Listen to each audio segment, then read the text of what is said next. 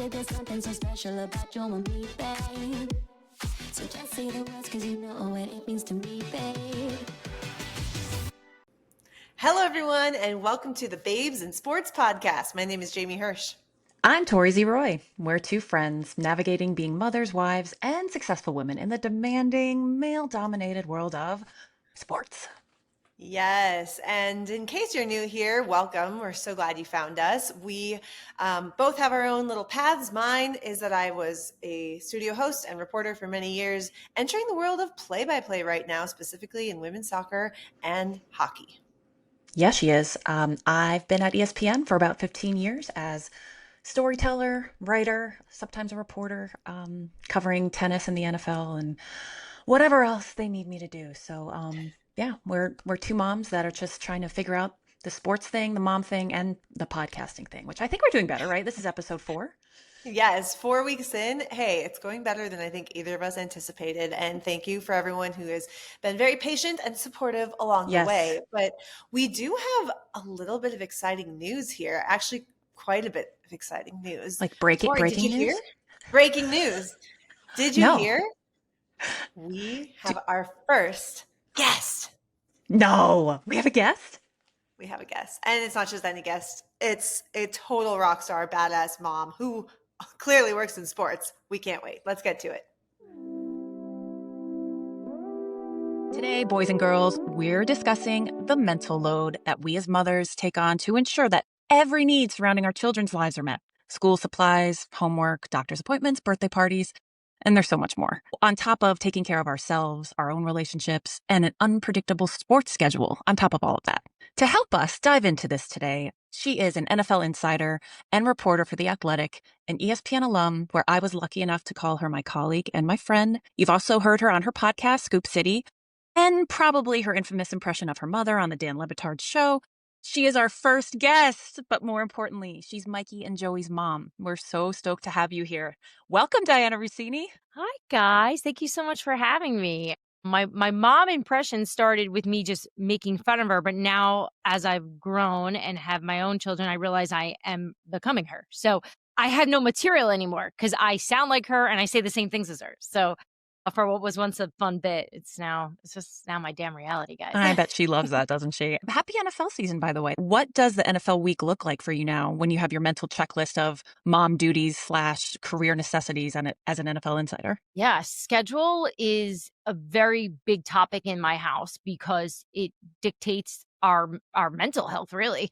Forget the logistics of actually getting our children to daycare. It's just for this thing to work. We're pretty good with the calendar, which we go over every day. So essentially during the football season, because my title is NFL insider at The Athletic, I don't have hours, right? So Nice. It sounds like a delight, but it's actually quite the hell I live in because you can't turn it off, right? So we are early risers here. So we're usually up around 4:45. And yeah, it's early, but my husband and I have found that is the best time for us to talk and just really go through the day before the craziness starts. So it's also the reason why I also get up early is most people that are starting their day in the NFL start early.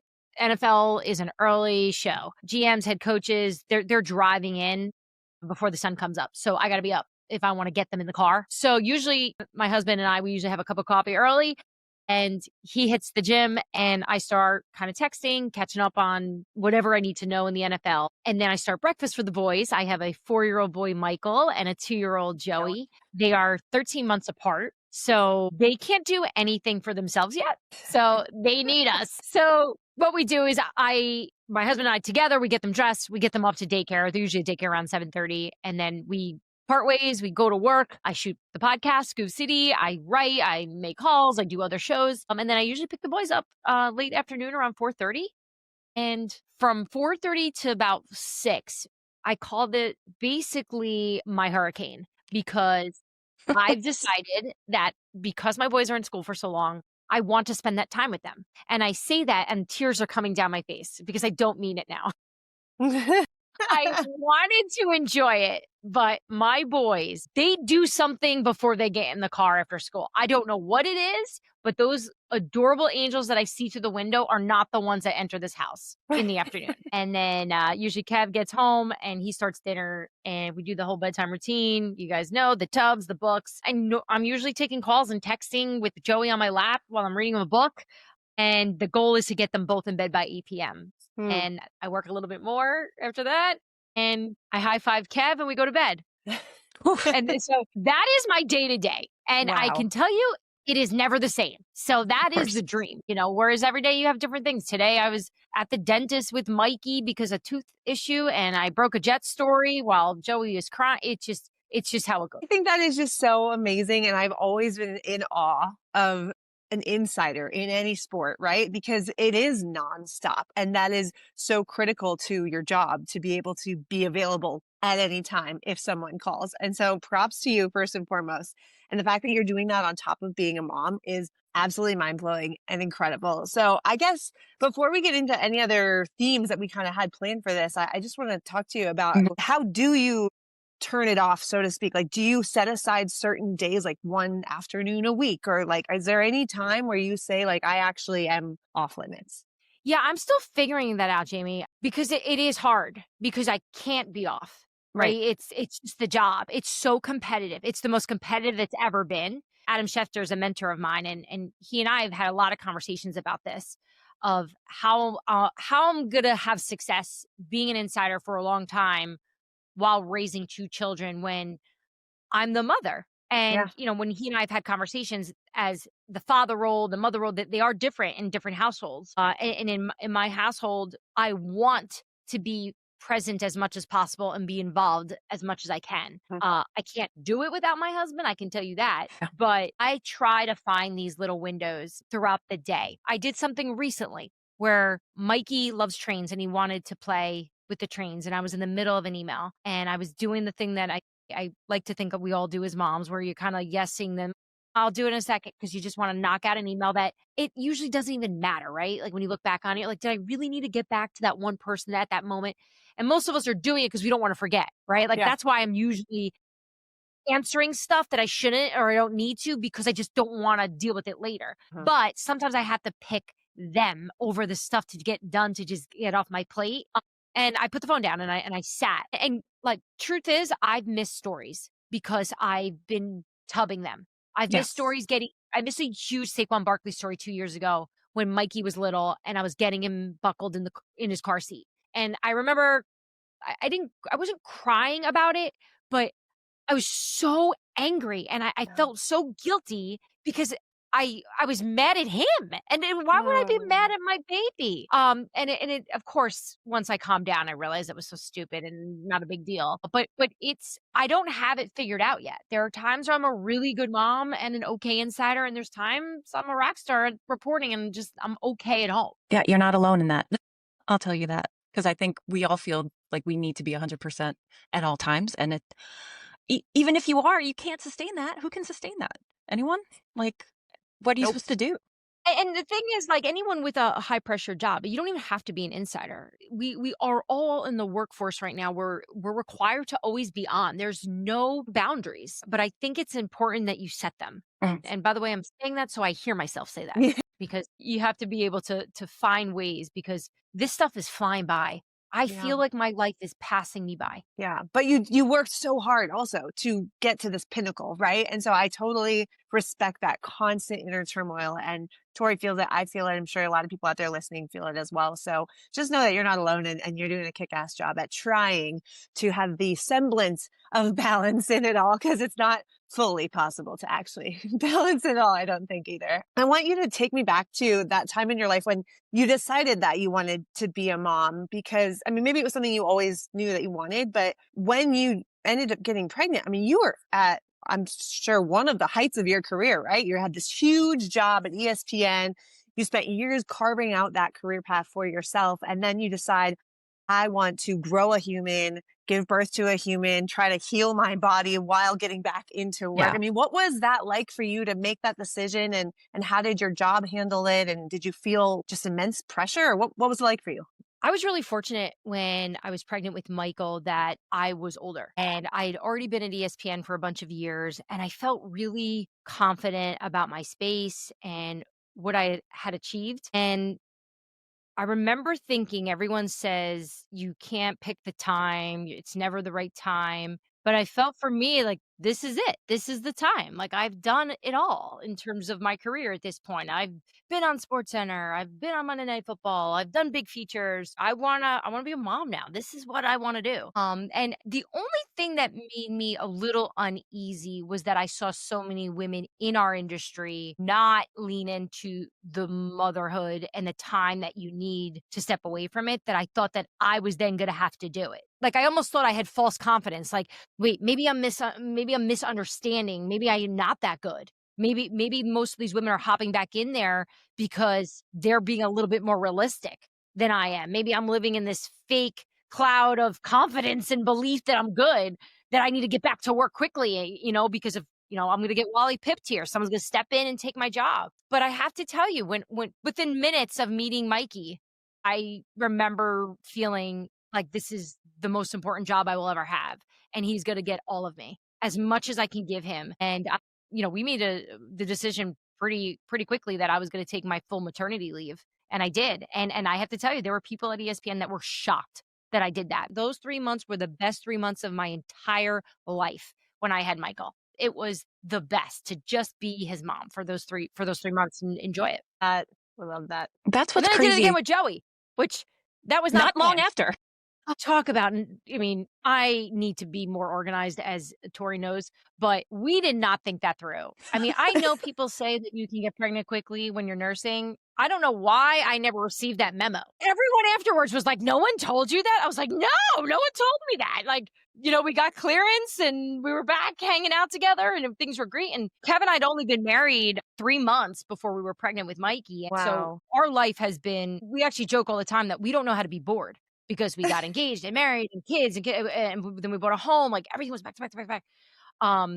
And I'll say, like, while there was different types of struggles with maternity leave, as I think a lot of women have experienced, the feeling of being allowed to just be a mom for that time, to me, was the most rewarding feeling, and I miss it every day. Girl, same. And like, that's what's so surprising about those executives that, were shocked. They should also know you to the point where you're going to give 1,000% in everything that you do and everything that we do. That's the way we are. Like, we've worked really hard to get to this point of our career.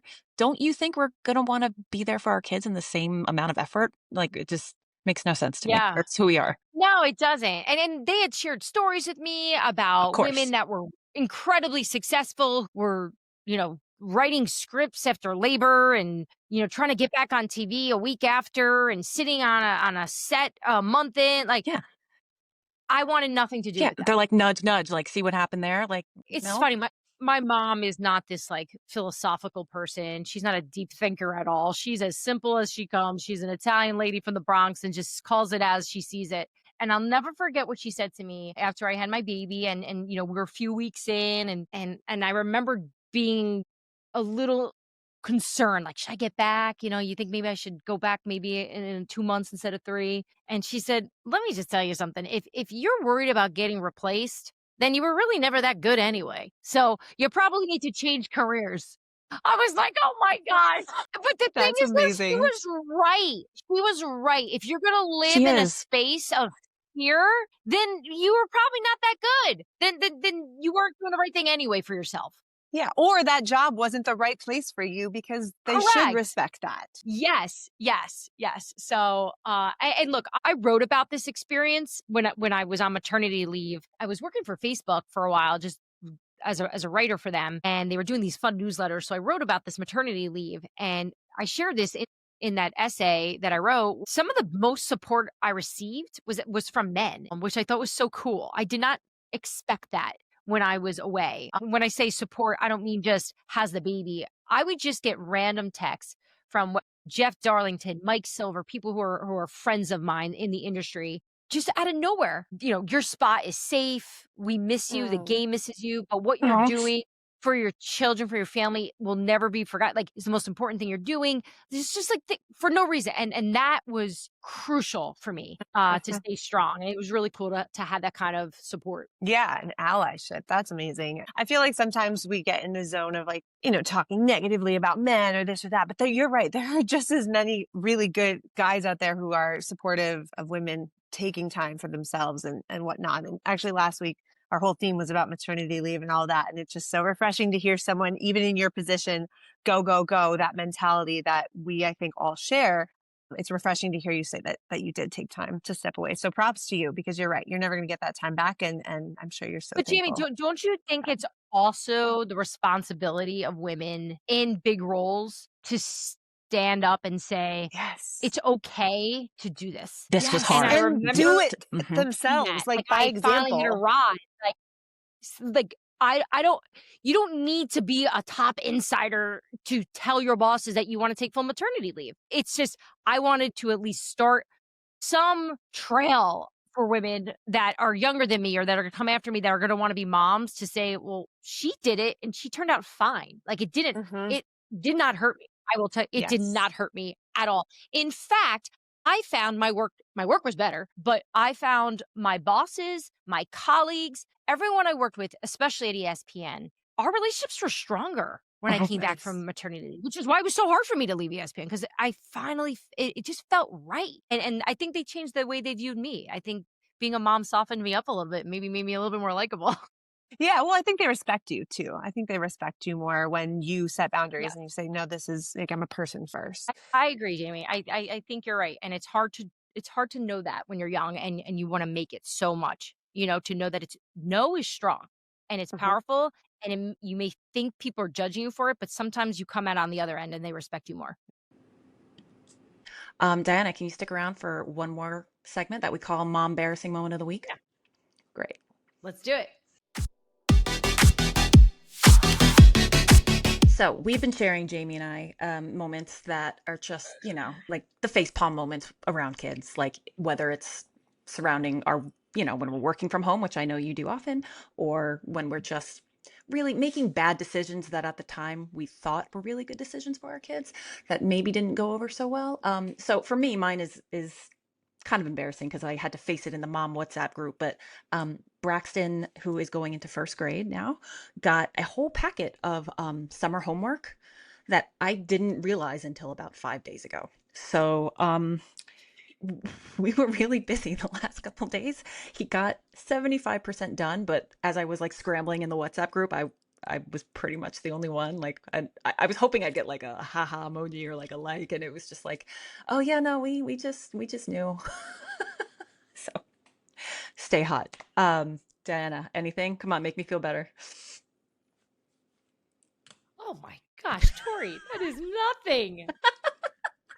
I have stories every day, and I'm so lucky. I live in on a street with a bunch of moms that we're cool with, and I almost feel like we're competing for worst mom. Like we are so comfortable with each other, like we understand one another, and they have really big jobs and a lot of pressure on them and very little help, and we really just compete to see who takes the title each week. I sent Joey to school on his first day with his shoes on the wrong feet, right? So didn't notice it until they sent a picture back. I'm like, wait, his sneakers are on the wrong thing, right? So I've done that. I hate when I'm forgetful on things like show and tell.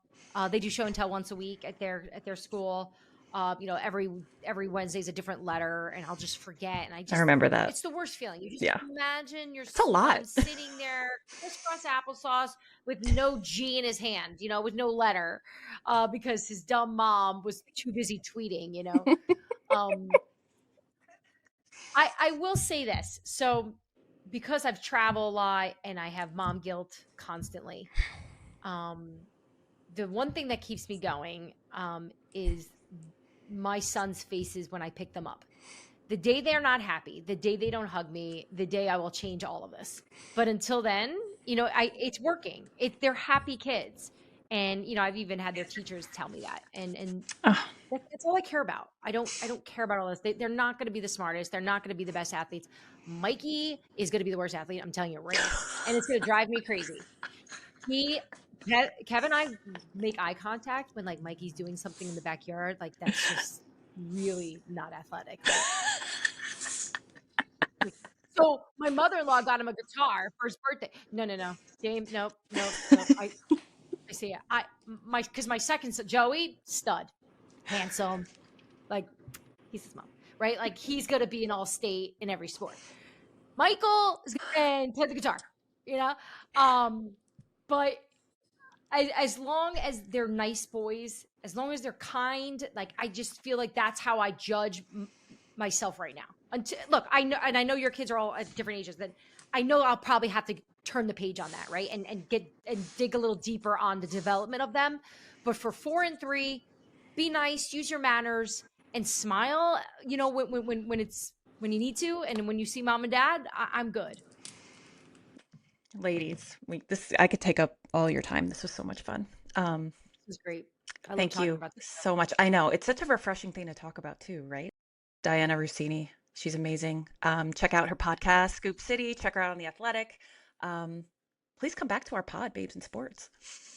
I would love to. And if no one's told you today or in the last week that you guys are doing a great job at everything, let me be the ones to tell you. So awesome job. Congrats on all your success, and congrats on being some freaking amazing moms, because I can just tell from listening to you, you guys love being moms and love raising your children. So thanks for having me on. You too, sis. Wow, I am fired up after that one. Dianna is so awesome, so real, and obviously a kick-ass mom as well. So glad that we did this. And guess what? We are going to continue to bring in some amazing guests throughout the course of this podcast. So be sure to check us out wherever you get your podcasts, right, Tor? It's just the start, guys. Check us out every Tuesday morning. We'll see you soon.